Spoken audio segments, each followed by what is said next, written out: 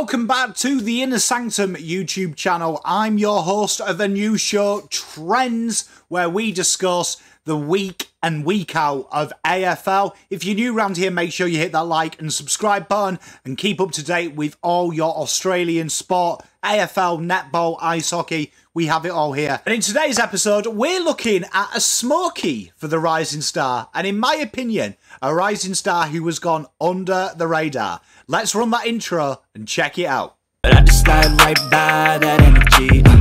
Even when you feel low, you can still go. Even when you feel slow, you can still go. Even when there's no hope, you can still go. I never answer to no, man, I still go. Go, go, go, go, go, go, go, go, go. G'day and welcome, and I hope everyone is doing well. I'm your host, PommyInOz. This is Trendz, and we're looking at today a young gentleman who is really flying under the radar and has really impressed me, and that is young up-and-comer Mattaes Phillipou.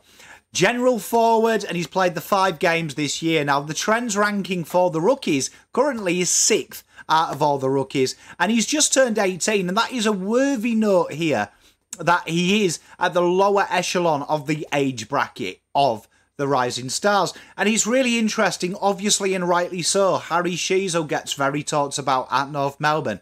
Will Ashcroft at Brisbane.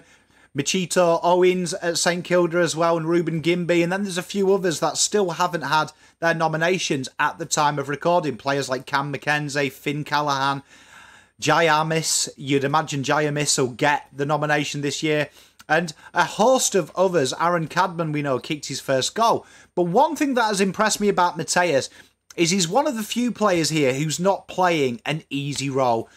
Not like Sheezel, who's there at halfback, and that's no disrespect to halfback, but it is a very easy position for him to get his kick-ins, to get the easy ball out in space, and it is a very good position to develop them. Look at Nick Dacos. He is an absolute superstar, which we knew he would be, but just that time to find your feet and build into the AFL is super important in today's game.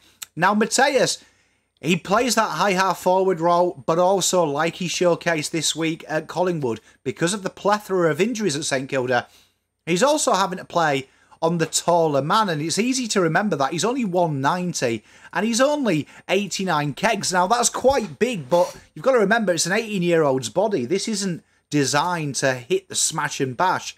And quite often we found, particularly against Collingwood, that centre-half forward position, which is one of the hardest, if not the hardest position to play in today's AFL. And let's have a look at how that's affected his output. You can see these are the rookie rankings. And you can see contested possession, he's 6th. A little bit more mid-time from him. He's starting to float there. You're seeing that Ross the boss is pressing the button on Mattaes. And that's partly because of his high IQ. This guy is an incredibly gifted footballer, and in my opinion, a lot of people have talked about Mattaes, and rightly or wrongly, I had him on my own show and interviewed him, and he's an incredible, incredible footballer, but he's an incredible football head, and there isn't arrogance there, there's confidence, and you can see the way they use him. If you look at here, you can see that he's had his fifth for score involvements, 8 for effective disposals. He's really tidied up them disposals as well. Really looks to use the ball well.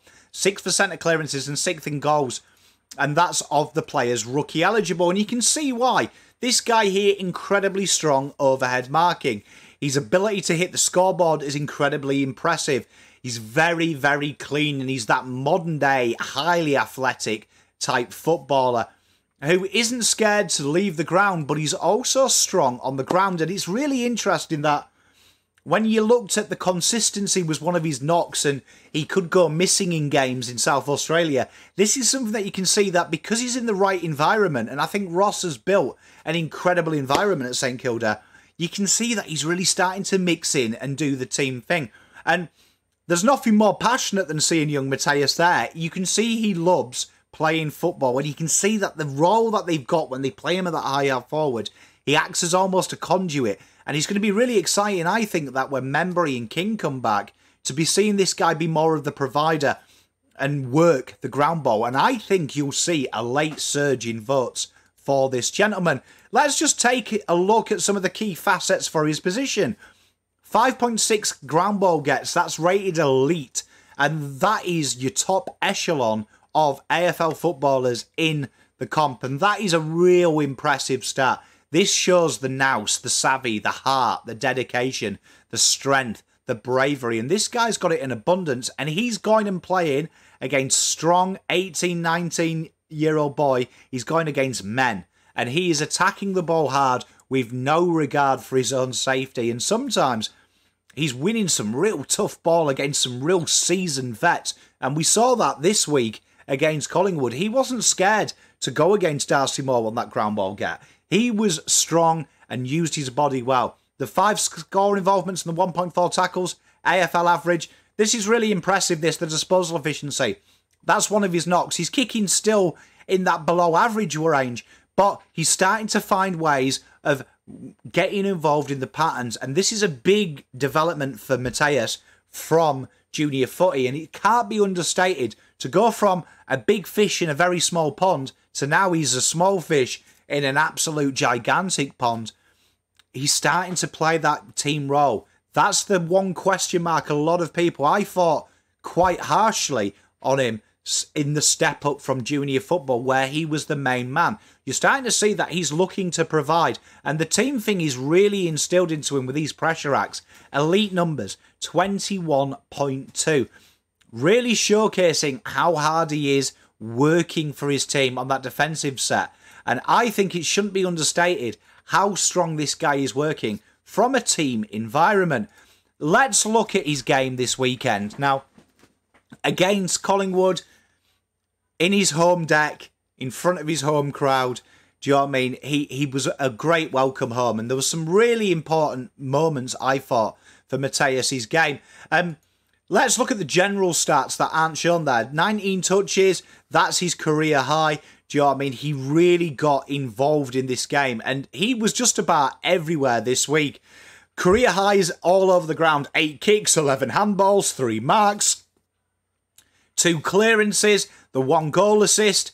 He really did put it out there. And those fantasy buffs, well, no, this was his highest fantasy game.